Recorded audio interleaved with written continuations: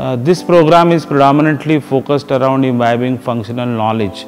In a current scenario, it is very much important for our engineers to learn the basics, go back to basics, which is predominantly enhancement of their functional competencies. Faculties in the program were renowned people in their domain, so they have shared their experience which was accumulated over several years.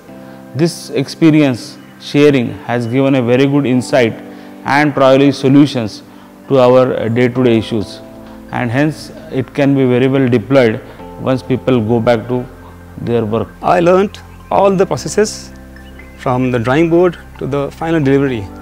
Say one example of the difficulty faced by our team to make MHawk engine blocks.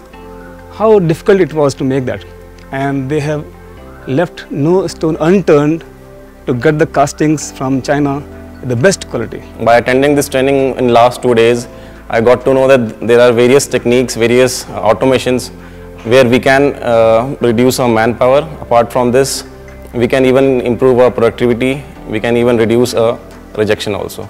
So it is very fruitful for me. Currently we are following manual practices. So here we got to know that there are certain practices in which automations can be used. So this will lead to increase our morale, and we will follow this system in our company also. There is much more value addition from this MIQ workshop on foundry technology for practitioners. Basically, our foundry is from Kolhapur region, and we are using CI borings for melting.